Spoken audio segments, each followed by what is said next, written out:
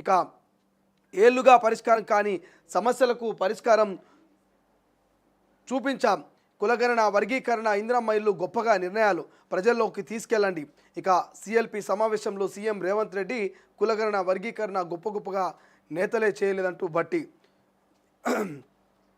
ఇందిరమ్మ ఇళ్ల లబ్ధిదారులకు మొదటి విడతగా ₹1,00,000 చెక్కును అందజేసిన ముఖ్యమంత్రి రేవంత్ రెడ్డి. చిత్రంలో మంత్రులు పొంగులేటి, జూపల్లి, పిసిసి చీఫ్ మహేష్ కుమార్ గౌడ్ తదితరులు పాల్గొన్నటువంటి పరిస్థితి కనిపిస్తుంది. హైలైట్గా ఇక national herald case A1 Sonia, A2 Rahul Gandhi అంటూ మనకు వార్త హైలైట్ కనిపిస్తుంది. మరోవైపు జపాన్కు రేవంత్ బృందం. నేడు భారత రాయబారితో ఆతిథ్య సమావేశం. రేపు ఎల్లుండి టోకియోలో పలు కంపెనీలతో భేటీ. 23న ఉదయం తిరిగి రాష్ట్రానికి రాక. ఇందిరమ్మ లబ్ధిదారులకు 20.19 కోట్లు మధ్యవర్తులు లేకుండా నేరుగా ఖాతాలోకే. మంత్రి పొంగులేటి శ్రీనివాసరెడ్డి. ఇక నోవెటల్లో రేవంత్కు తప్పిన ప్రమాదం. ముఖ్యమంత్రి వెళుతున్న లిఫ్టు మొరాయింపు. నైరుతిలో వానలే వానలు. ఈసారి సాధారణ కంటే ఎక్కువ వర్షపాతం. దీర్ఘకాలిక సగటులో 105% నమోదు. ఉత్తర, దక్షిణ, పశ్చిమ, మధ్య భారత్లో ఎక్కువగా వానలు పడే అవకాశం. జమ్మూ కాశ్మీర్, బీహార్, తమిళనాడు, ఈశాన్యంలో సాధారణ కంటే తక్కువ. భారత వాతావరణ శాఖ వెల్లడి. ఇక వానలు దంచే అవకాశం ఉన్నదట. సర్కార్ను బదనాం చేయడానికే సోషల్ మీడియాలో ఫేక్ పోస్టులు. భారత చట్టాలకు చిక్కకుండా ఉండేందుకు విదేశాల నుంచి పోస్టులు. 25 మంది కీలకం, వారికి భారీ నిధులు. వెనుకున్న పెద్దలపై ప్రభుత్వానికి నివేదిక. ఆయా సైట్లకు త్వరలో నోటీసులు. హెచ్సియు భూ వివాదం, ఫేక్ పోస్టులపై పోలీసుల నిశ్చిత విశ్లేషణ అంటూ ఇక అరెస్టు చేయరాదని ఉత్తర్వులు ఇస్తే వారంలో వచ్చేస్తా. హైకోర్టును కోరిన ఫోన్ ట్యాపింగ్ నిందితుడు ప్రభాకర్ రావు. సర్కారును బదనాం చేయనికే విదేశాల నుంచి మరి ఐడియాలతోటి పోస్టులు పెడతారట. ఇక కళ్ళ ముందే చంపాడు పాకిస్తాన్ జాతీయుడు. తొలుత శ్రీనివాస్ ప్రాణాలు తీశాడు. తర్వాత నాపై కత్తి దూస్తే త్రుటిలో తప్పించుకున్నా. పక్కనే ఉన్న మా భావను దారుణంగా చంపేశాడు. అష్టపు ప్రేమ్ సాగర్ భావమరిది బేగం సాగర్ వెల్లడి. దుబాయ్లో జరిగిన కత్తి దాడిలో అతడికి గాయాలు. తనను కాపాడాలని కేంద్ర రాష్ట్ర ప్రభుత్వాలకు విజ్ఞప్తి. మృతదేహాల తరలింపునకు సహకరించండి. విదేశాంగ మంత్రి జయశంకర్కు కిషన్ రెడ్డి అభ్యర్థన. దుబాయ్లో రంగంలోకి విదేశాంగ శాఖ అధికారులు. ప్రేమ్ సాగర్ కుటుంబ సభ్యులకు బండి పరామర్శ. సో దుబాయ్లో మనవుల మీద పాకిస్తాన్ వ్యక్తి కత్తితో దాడి చేసిన సంఘటన మనం చూస్తున్నాం కదా. సో దానికి సంబంధించిందే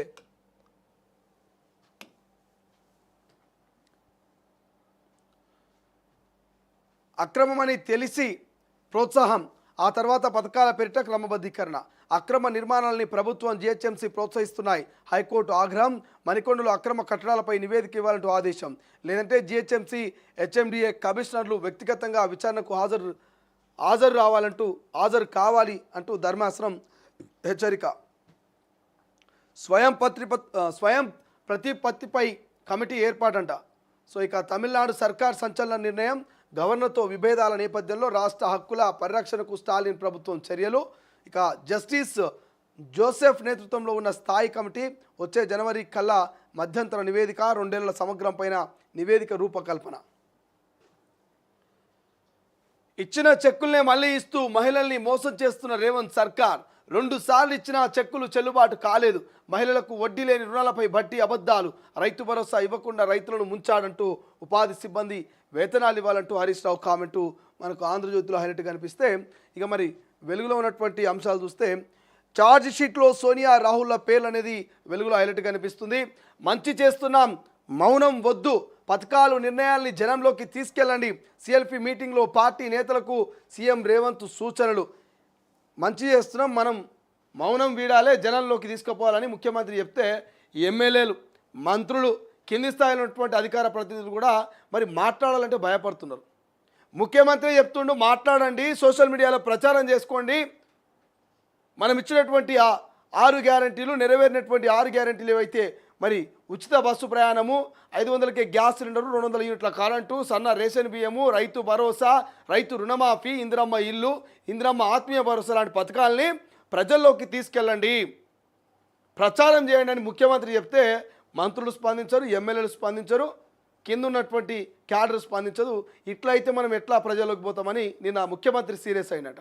మరి ఇప్పటికైనా మంత్రులు, ఎమ్మెల్యేలు స్పందిస్తారో లేకపోతే మాకేంలే, మేము మంచిగా ఉన్నాం, మా జీతం మాకు వస్తుందని చెప్పేసి దుప్పటి కప్పుకొని ముద్దుగా ఇంట్లో పండుకుంటారో చూడాలి. ఇక దయ్యాల దేశమంతటా కాంగ్రెస్ నిరసనట ఇవాళ దేశమంతటా కాంగ్రెస్ నిరసనట పార్టీ శ్రేణులకు పిలుపునిచ్చిన ఏఐసిసి ప్రధాన కార్యదర్శి. ప్రభుత్వాన్ని కూల్చే కుట్రలు, కొత్త ప్రభాకర్ రెడ్డి వ్యాఖ్యల వెనుక బీఆర్ఎస్ పెద్దలు, మండిపడ్డ మంత్రులు, పిసిసి చీఫ్.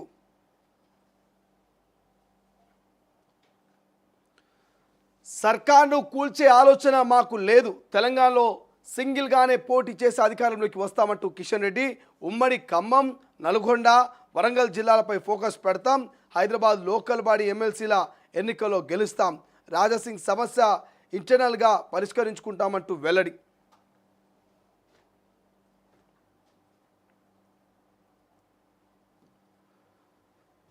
రైట్గా ప్రజల 12 ఏళ్ల కళ సాకారం, క్యాతనపల్లి రైల్వే బ్రిడ్జిని ప్రారంభించిన ఎమ్మెల్యే వివేక్, ఎంపీ వంశీకృష్ణ అంటూ వార్తలు కనిపిస్తుంది. భూ రికార్డులో తప్పుల సవరణకు ఏడాది ఛాన్స్, 2026 ఏప్రిల్ 13 వరకు అప్లికేషన్లకు అవకాశం.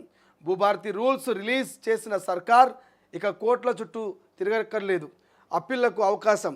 త్వరలోనే ట్రిబ్యునల్ ఏర్పాటు, కలెక్టర్లు, ఆర్డీఓలకు సవరణ అధికారాలు, పేర్లు, విస్తీర్ణం, భూమి రకం తదితర అంశాల్లో తప్పులను సర్దిద్దుకునేందుకు ఛాన్స్.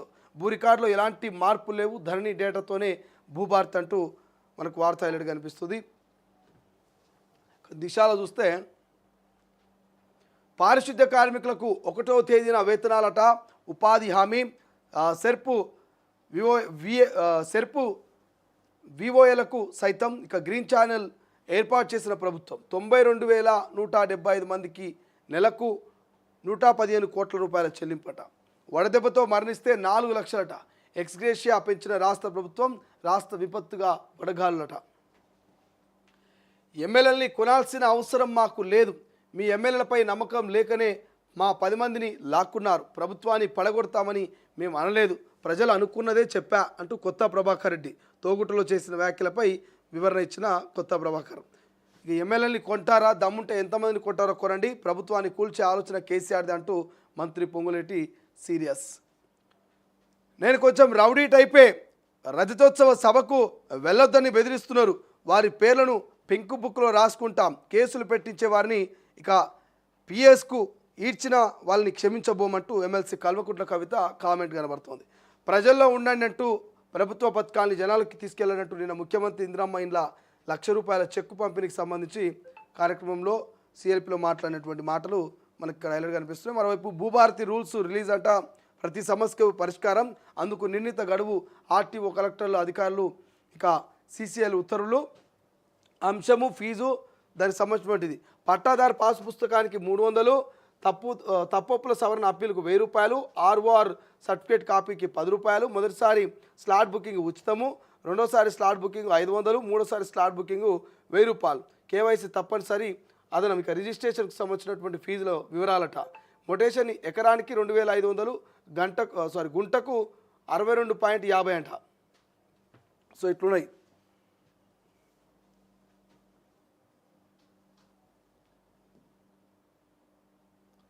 వాటర్ బాటిల్ 45 లక్షలు, ప్రపంచంలోని అత్యంత కాస్ట్లీ.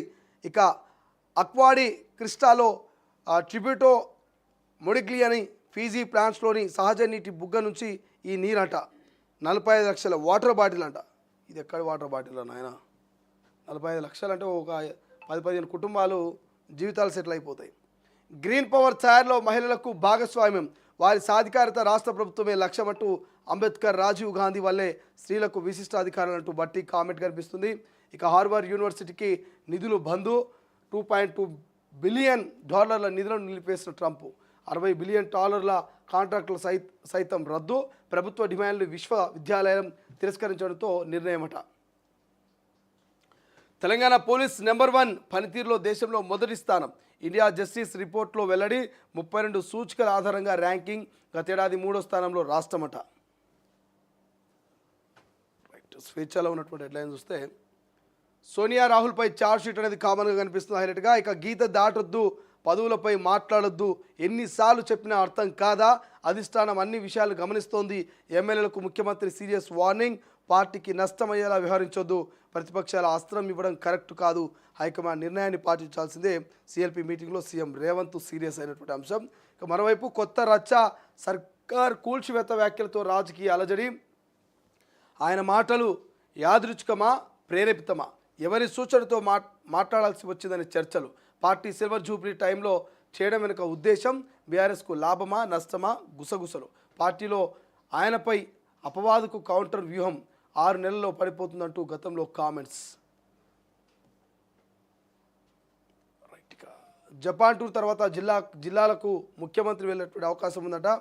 ఇక జనంలోకి వెళ్ళండి, మాటలు చెప్తే టైం అయిపోయింది, పనిచేయాలి, ఫలితం సాధించాలి, జవాబుదారితనంలో వ్యవహరించాలి, ప్రజాపాలన మార్కు ప్రజలకు చూపించాలి.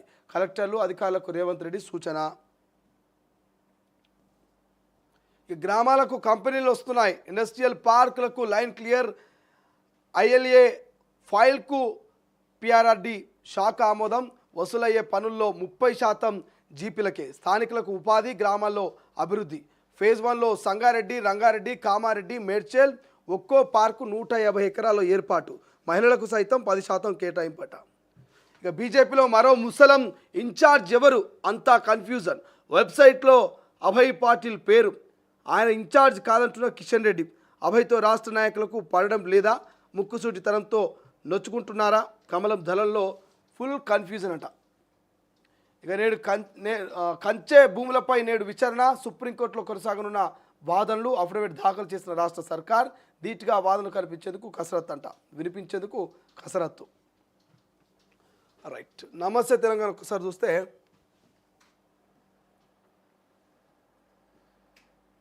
ఇక నమస్తే తెలంగాణలో తడిసిన ధాన్యం రైతన్న దైన్యం అని చెప్పేసి వార్త కనిపిస్తుంది. 2 రైతుల ఆత్మహత్య. మరోవైపు కంచె భూముల తాకట్టు, లొసుగులు, లోగుట్టు, 400 ఎకరాల తనఖాలో వెక్కిరిస్తున్న విధానపర లోపాలు ఎన్నో అని చెప్పేసి, ఫార్ములా రేస్పై గగ్గోలు, కేసులు, మరి ఈ ఉల్లంఘనపై చర్యలేవంటూ వార్త ఎల్లడి కనిపిస్తుంది. సిఎల్పికి ఆ 3 డుమ్మానట.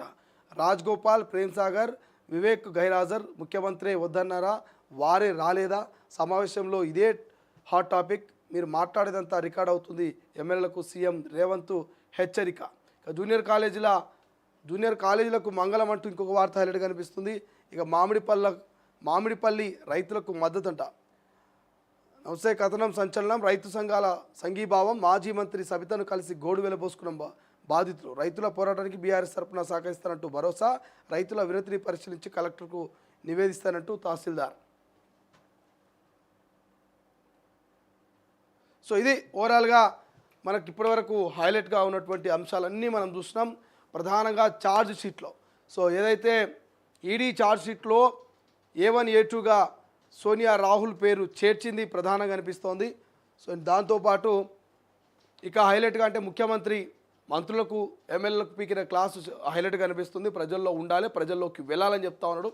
ఇక ఇంకా హైలైట్గా మనకు ఏం కనిపిస్తూ ఉంది అంటే ఇక అఘోరికి సంబంధించి హైలైట్గా కనిపిస్తుంది. ఒక్కసారి ఎక్స్ప్లెనేషన్లకు పోదాం, మొత్తం అన్ని అంశాల గురించి ఎక్స్ప్లెయిన్ చేసుకుందాం క్లియర్గా, కులం కుసగా. సో మీరైతే తొలి వెలుగుని ఫాలో అవ్వండి. ఎవరైనా మీకు వీడియో కనుక నచ్చితే షేర్ చేయండి. ఎగ్జాక్ట్లీ షార్ప్లీ ఎవ్రీడే మార్నింగ్ 7:15కి మన మార్నింగ్ షో స్టార్ట్ అవుతుంది. సో 7:15కి మీరు మార్నింగ్ షోలో ఖచ్చితంగా లైవ్లో పార్టిసిపేట్ చేయండి. పోల్ పెడతాం, పోల్లో పార్టిసిపేట్ చేయండి, కింద కామెంట్ చేసేటటువంటి ప్రయత్నం చేయండి. మీ ఫీడ్బ్యాక్ కూడా ఇవ్వండి. జనం పక్షాన నిలబడుతుంది తొలి వెలుగు, ప్రజల గొంతుకగా నిలబడుతుంది, ప్రజలకు ప్రభుత్వానికి వారధిగా నిలబడుతుంది తొలి వెలుగు. కాబట్టి సో దయచేసి షేర్ చేసే ప్రయత్నం చేయండి. ఎవరైనా సబ్స్క్రైబ్ చేయకపోతే సబ్స్క్రైబ్ చేసుకోండి. మార్నింగ్ 7:50కి ఎగ్జాక్ట్లీగా మీరు మరి మార్నింగ్ షో చూసేటువంటి ప్రయత్నం చేయండి. కులంకుశగా ఎవరికి తలంచకుండా, అధికార పార్టీ అయినా ప్రతిపక్షమైనా విపక్షమైనా ఉన్నది ఉన్నట్టుగా కుండ బద్దలు కొట్టినట్టుగా మాట్లాడుకుందాం. ఇప్పుడు ఎక్స్ప్లెనేషన్